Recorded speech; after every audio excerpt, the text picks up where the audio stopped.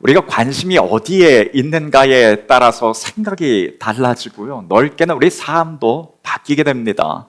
제가 교회를 개척하는 데 있어서 마음을 좀 거기에 두지 않았을 때가 있었는데, 그때는 제가 동네를 그냥 그렇게 걸어 다니면서도 동네 참 한 블록 안에도 여러 교회들이 많이 있는데 그 같은 길을 다니면서도 그 교회가 참 눈에 잘 들어오지 않았었어요. 그런데 막상 제가 교회 개척에 대한 생각을 가지고 예배 드릴 장소를 구하려고 막 찾다 보니까 그때부터 막 여기저기 교회가 있는 이곳에도 여기도 교회가 있었고 저기도 교회가 있고 교회에 있는 것들이 막 눈에 들어오기 시작하더라고요.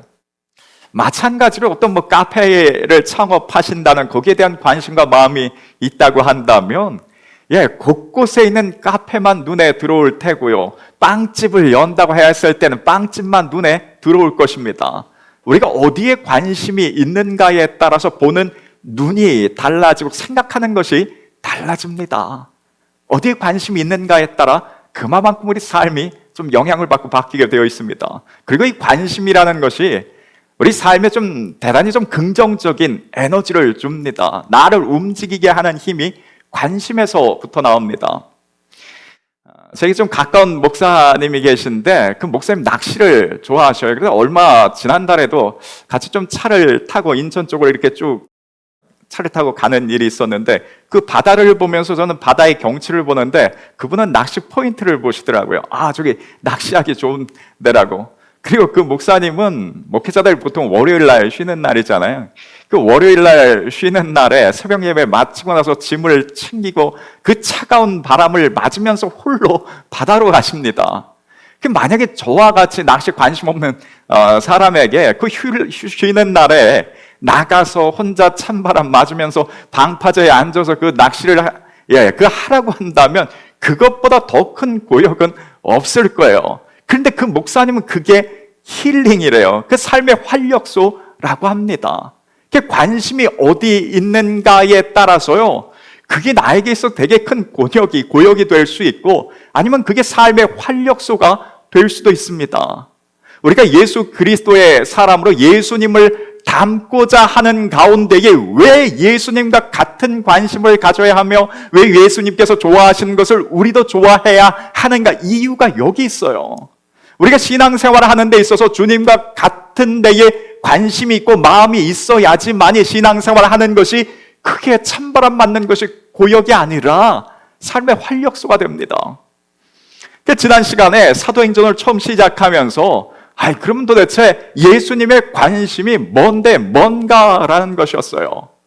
예수님의 관심이 어디 있으신가 보았더니요, 십자가에 달려 돌아가시기 그 이전에 3년 동안 사역을 하실 때에는 복음을 전하셨고 병든 자들을 고치셨고 귀신을 쫓아내셨고 제자들을 양육하고 훈련하셨습니다. 그런데 십자가에 달려 돌아가신 그 이후에 부활하시고 나서 40일 동안 이 땅에 계셨다 승천하셨는데 그 40일 동안에 오로지 관심을 가지셨던 것은 하나님 나라였어요. 하나님 나라가 이 땅에 임하여 점점 확장되기를 원하셨습니다. 복음이 어느 한 곳에만 머무는 것이 아니라 그 십자가의 복음이, 죄사함의 복음이 점점 확장돼서 이 땅 가운데에 하나님을 믿는 하나님의 백성들이 넓어지기를, 많아지기를, 그 하나님의 나라가 확장되기를 원하셔서 거기에 관심을 두시고 그 말씀을 하고 다니셨습니다. 그래서 우리에게 있어서 주님과 같은 관심과 주님이 좋아하시는 것, 원하시는 것 같이 마음을 둔다는 것은 하나님 나라였어요. 하나님 나라에 관심을 두어야지만이 신앙생활이 우리에게 고역이 되지 않습니다. 제자들도 마찬가지였더라고요.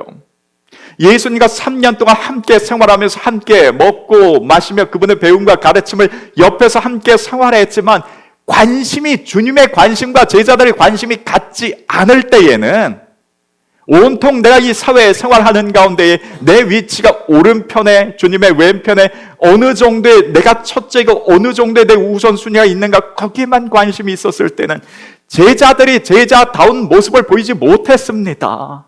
오히려 예수님 가장 어렵고 힘든 그 십자가 지신 그 상황 가운데 전부 예수님을 버리고 떠났던 것이 제자들이었어요. 그런데 이후에는 그들의 삶이 달라졌습니다. 그 인생에 아주 차디찬 바람을 맞는 것과 같은 그 고난의 상황에서도 예수님의 그 십자가의 그 복음과 그 은혜의 사역 가운데 떠나지 않고 그 일들을 감당해야 했는데 그들의 관심이 하나님 나라에 있었기 때문에 그렇습니다. 우리의 관심이 하나님 나라에 있기를 원합니다. 우리 지난 한 주간 말씀을 좀 나누면서 어떠셨는지 모르겠습니다.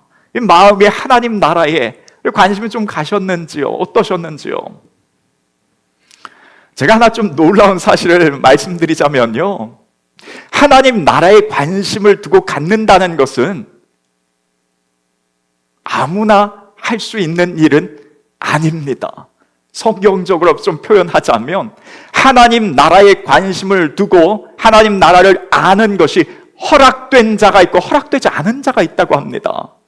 성경에 그렇게 이야기를 합니다. 아니 보통 우리가 어떤 취미생활 하는 거 관심 갖는 것은 내가 하고 싶으면 하면 되고 말고 싶으면 말면 되는데 하나님 나라에 대해서 관심을 두고 하나님 나라에 내 삶 가운데 초점을 맞추는 것은 그게 허락된 자가 있고 허락되지 않은 자가 있다는 거예요. 그 말씀이 마태복음 13장에 보면 하나님께서 예수님께서 13장 전체 한 장을 통하여서 하나님 나라는 천국은 마치 무엇과 같은가라고 하면서 천국 꼭 하나님의 나라를 설명하셨어요. 우리가 잘 알고 있는 설교 중에 종종 나오는 말씀들입니다. 씨 뿌리는 자의 밭의 비유를 통하여서 알곡과 가라지의 비유를 통하여서 누룩의 비유를 통하여서 천국은 어떤지에 대해서 하나님 나라가 어떤 건지에 대해서 설명을 하셨어요. 그런데 그 설명을 비유로 제자들이 쭉 했더니 제자들이 그걸 듣고 나서 예수님께 이런 말씀을 하는 거예요. 주님, 왜 그 직관적으로 이야기를 하지 않고 이 어렵게 비유로 말씀하십니까?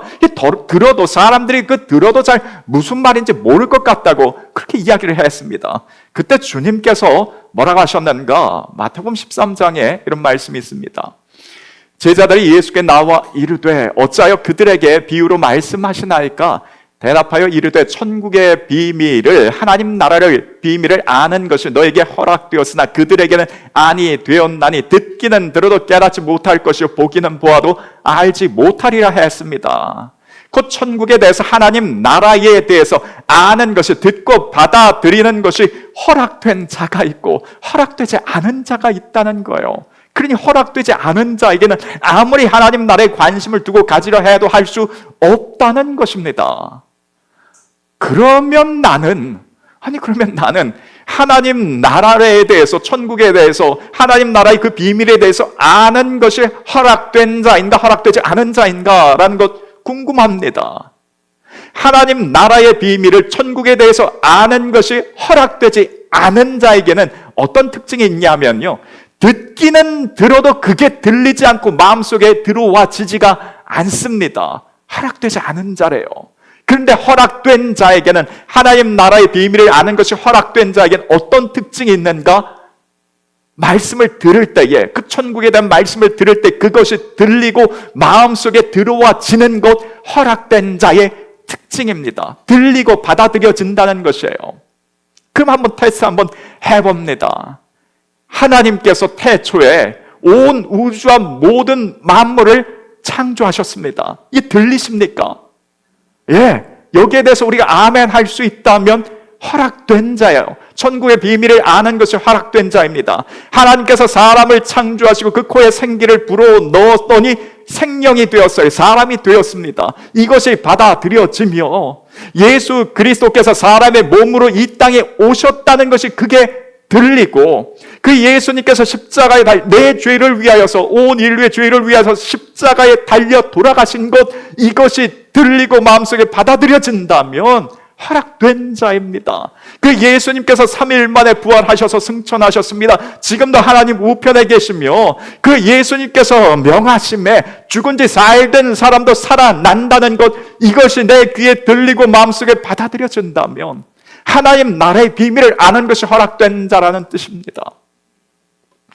물론 아직까지 이 말이 들리지 않는다고 해도 너무 걱정할 필요 없는 것은요, 하나님의 때에 하나님께서 그 마음 가운데 믿음이라는 것을 선물을 주셔서 그 어느 날 이 말씀이, 하나님의 말씀이 다 같이 내 마음 가운데 들리고 받아들여지는 그 역사가 있기를 소원합니다. 다만 현재 내가 이 말씀이 받아들여지고 들린다면, 내 귀에 들린다면 허락된 자라는 뜻입니다. 그래서 내가 하나님 나라의 관심을 지금 두고 있다면, 둘 수 있다면 이 대단한 특권이 됩니다. 이 특권을 그냥 무가치하게 두지 마시고 우리 마음을 그 하나님 나라에 둘 수 있기를 원합니다. 사탄은 반대예요. 어떻게 해서든 우리의 관심을 하나님 나라에 두지 못하게 합니다. 하나님 나라에 우리의 관심이 있을 때에 우리의 삶이 보는 시각이, 생각이, 삶이 달라지고 거기에 힘과 에너지가 나오기 때문에 사단은 어떻게 해서든지 우리 관심을 하나님 나라에 두지 못하게 막습니다. 그래서 지난 주일날 우리가 이 말씀을 듣고 삶의 현장 가운데 살 때에 오히려 우리 마음속에 부딪히는 영적인 싸움들이 더 있었을 거예요. 지금 이런 일도 있고 저런 일도 있는데 내가 지금 하나님 나라에, 너 지금 거기에 관심들 정신이 어디 있냐고, 네가 하나님 나라에 관심을 둔들 무슨 변화가 있을 것이냐고, 오히려 우리 속 안에서 다툼과 영적인 싸움 같은 것들이 더 일어났을 거예요. 왜냐하면 그것을 싫어하기 때문에 그렇습니다. 그런데 그때에도 우리가 어떻게 하는 것인가? 너희는 먼저 그의 나라와 하나님의 나라와 의를 구하는 것, 그게 첫 번째입니다. 그러면 하나님께서 말씀하셨어요. 우리 먹고 사는 문제가 중요하지 않고 관심을 두지 말자는 것이 아니었어요. 우리의 관심을 먼저, 우선 너희는 먼저라고 했습니다. 우리가 먼저 하나님의 나라와 하나님의 의에 관심을 두고 거기에 마음을 두고 생활한다면 그 외에 필요한 것들은 하나님께서, 그 외에 그 나머지 것들은 하나님께서 더해 주시리라 하는 것을 믿습니다. 우리가 그 인생 살기를 원합니다.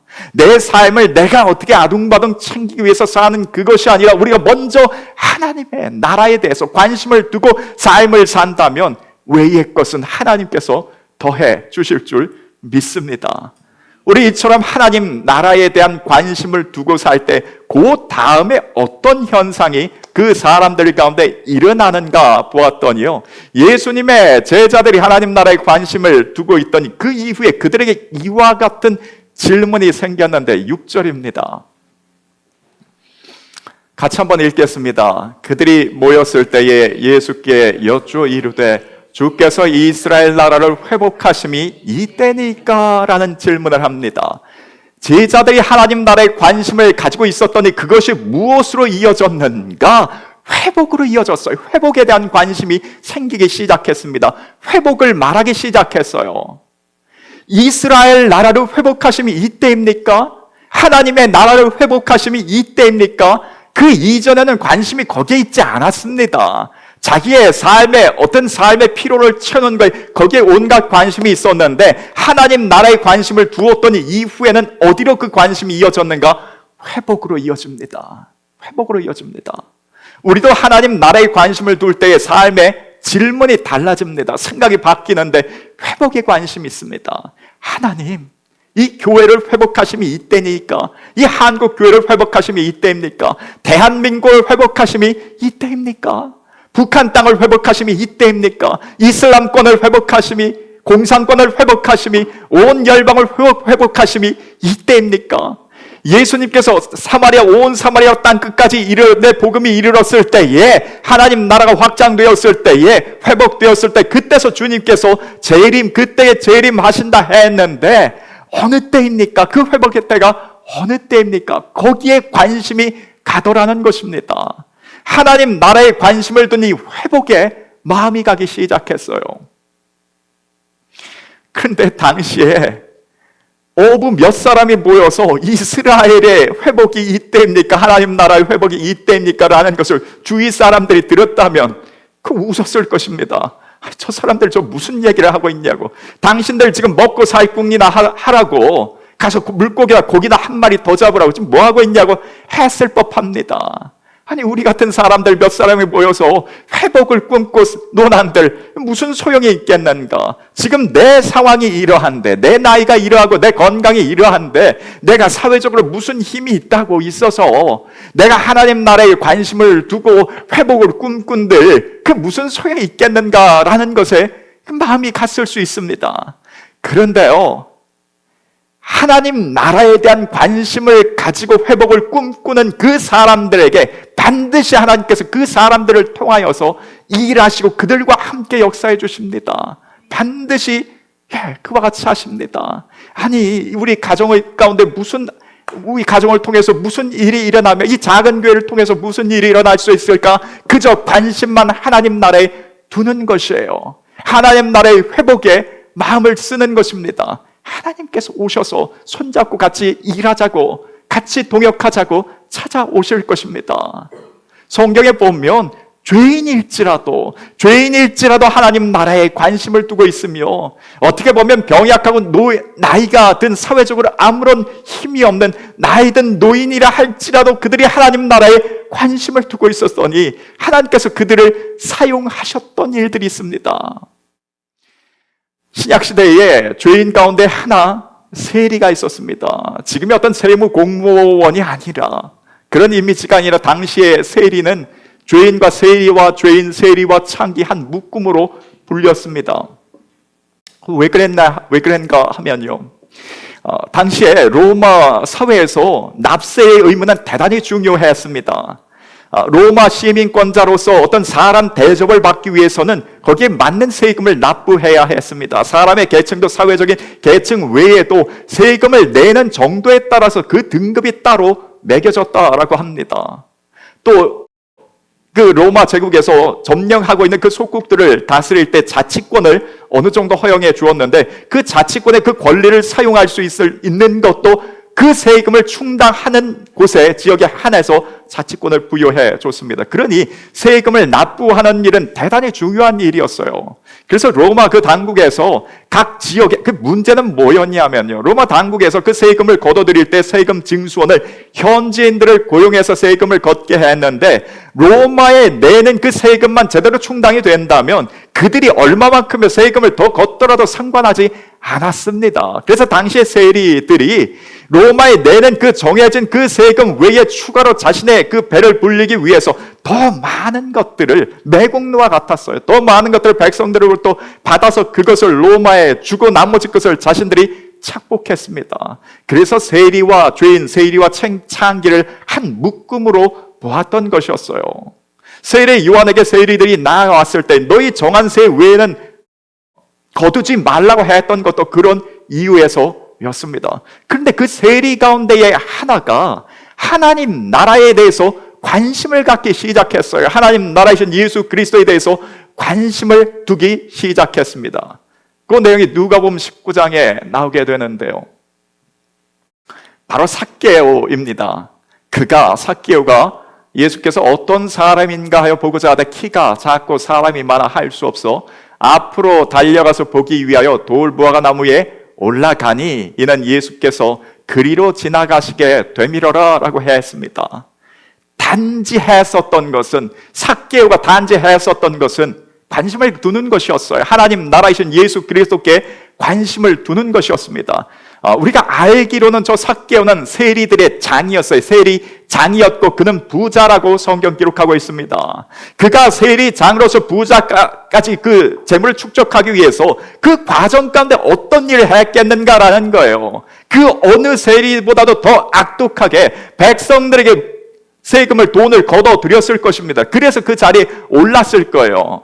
예수님께서 만나주셨던 저 삭개오라는 사람은 평소에 경건한 사람도 아니었어요. 하나님 나라에 대해서 뭔가 소망하면서 그 일을 꿈꾸던 사람도 아니었고, 그저 예수 그리스도에 대해서, 하나님 나라에 대해서 관심이 있었을 뿐이었습니다. 그때에 예수님께서 저 삭개오를 만나주셨고 저 집에 함께 들어갔습니다. 그러면서 예수님 결국 그 삭개오에게 선포하시길 구원이, 하나님 나라 천국이 이 가정에도 임하였다라고 하면서 그도 아브라함의 자손임을, 삭개오도 아브라함의 자손이 됐음을 선포했습니다. 하나님 나라에, 하나님의 나라에 대해서, 예수 그리스도에 대해서 관심을 갖고 있던 그 사람들, 이와 같은 역사가 일어났어요. 그랬더니 이 주님의 말에 대해서 삭개오가 화답하면서 했던 말이 있었는데, 이후에 8절 말씀해 보면요, 같이 한번 읽겠습니다. 삭개오가 서서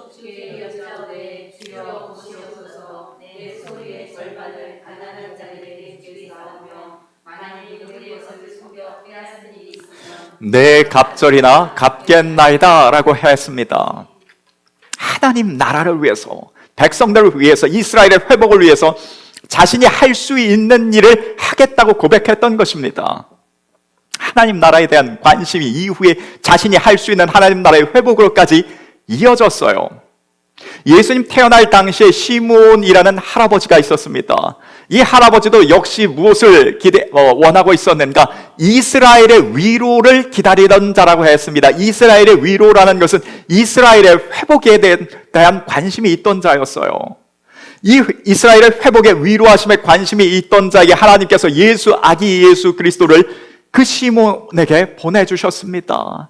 그 당시에 할아버지의 어떤 사회적으로 힘이나 능력이나 할 수 있는 것 없어 보였어요. 그가 하나님 나라를 위해서 무엇을 할 수 있었는가라고 했는데 하나님께서 그 시몬을 통하여서 그 성전에 있는 자들과 그 부모 요셉과 마리아에게 이 아기 예수가 어떤 사람인지 어떤 분인지 무엇을 위해서 왔는지 선포하게 하셨습니다. 역시 동일합니다. 하나님 나라에 관심이 있을 때에 그 하나님의 일들을 할 수 있는 것들은 하나님께서 허락해 주시고 맡겨 주시는데 그 내용도 한번 누가복음 2장에 보면 이는 만민 앞에 예비하신 것이요 이방을 비추는 빛이요 주의 백성 이스라엘의 영광이니이다 하니 그의 부모가 그에 대한 말을 놀랍게 여기더라. 이게 성전에서 있었던 일입니다. 성전에 있었던 사람들 앞에서 했었던 이야기였어요. 이후에 84세 된 안나라는 할머니도 마찬가지였습니다. 동일하게 하나님 나라에 대한 관심이 있었을 때에 그 맡겨주실 일들 하나님께서 하게 해 주셨어요. 그래서 현재의 내 상황과 환경과 상관없이 늘 우리 마음 가운데 품을 것은 하나님 나라에 대해서 관심을 가지고 마음을 품을 수 있기를 원합니다. 이후에 우리를 통하여서 역사하실 것은 어떻게 역사하실 것인가는 하나님께서 행하실 일이 됩니다.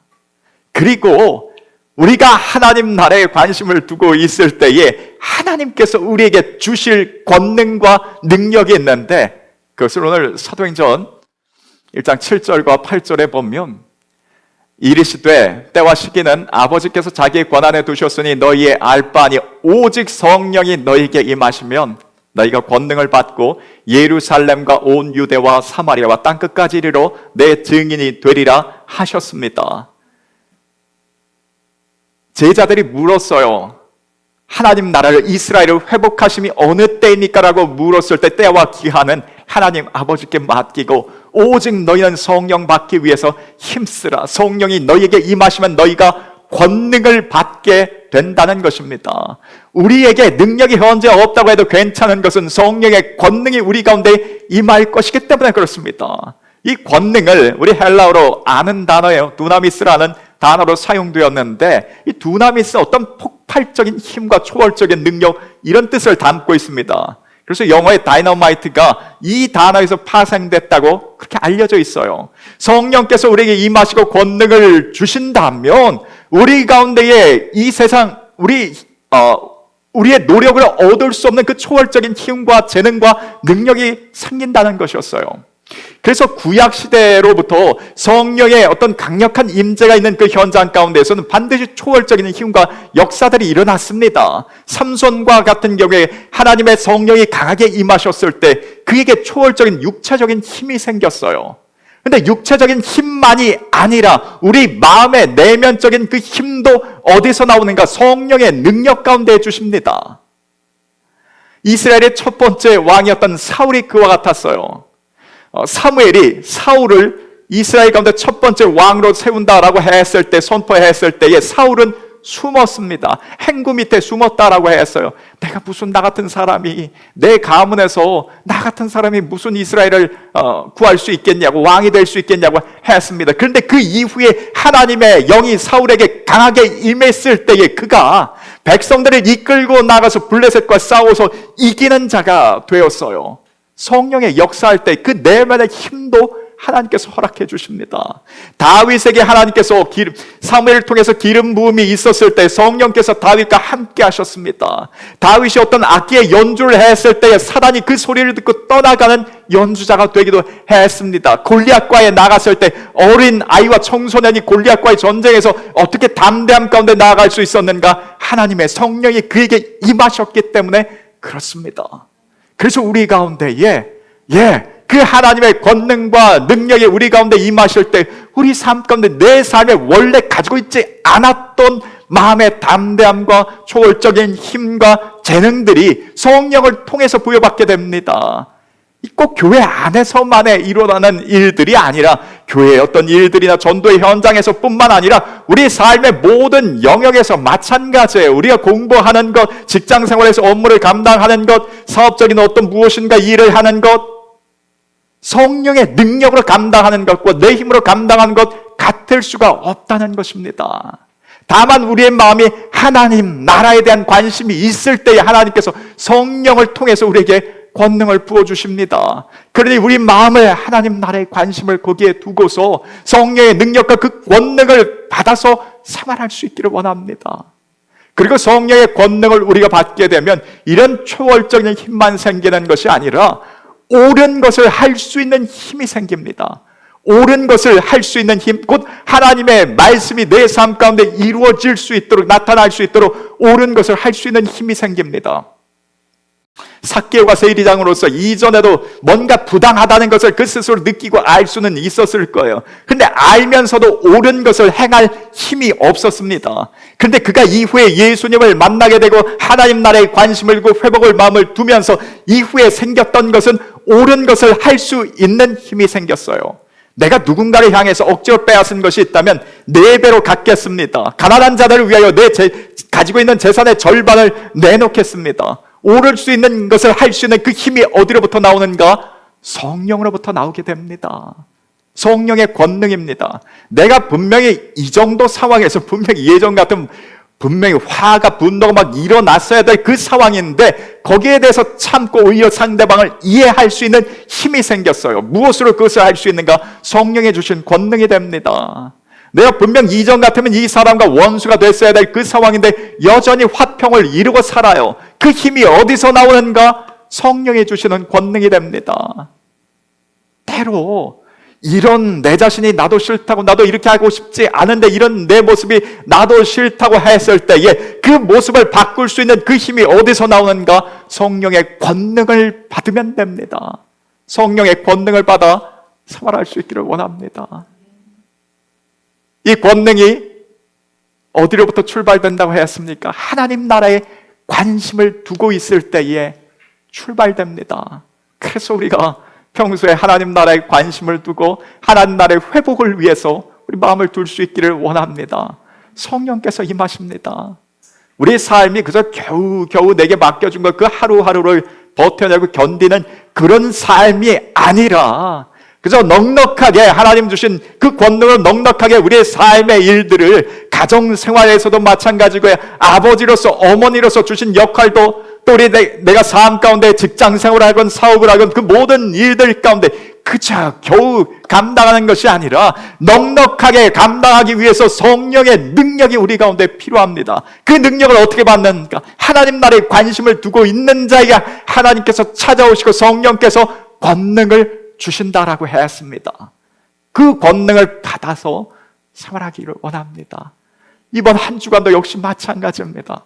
하나님 나라에 마음을 두고 관심을 두고 그걸 우선순위로 두고 생활할 수 있기를 원합니다. 그러고자 할 때 사단은 자꾸 우리 마음을 움직이게 할 것입니다. 우리 마음속에 속 시끄러운 상황들을 넣어주면서 생각을 넣어주면서 지금 네가 그 하나님 나라에 대해서 뭔가 생각할 때인가? 여기도 마음을 쓰게 하고 저기도 마음을 쓰게 하고 염려, 근심과 걱정거리를 계속해서 던져줄 거예요. 그런데 그럼에도 불구하고 우리의 첫 번째 우선 관심사는 하나님의 나라이기를 소원합니다. 그때에 하나님께서 그 외의 모든 것들을 막혀있는 문제들 하나님께서 풀어주실 것이며 길은 열어주실 것이며 하나님의 방법대로 역사해 주실 것입니다. 그리고 우리에게 권능을 주셔서 우리 삶의 모든 일을 감당케 하실 것이니 그저 우리의 마음이 하나님 나라에 가 있기를 소원합니다.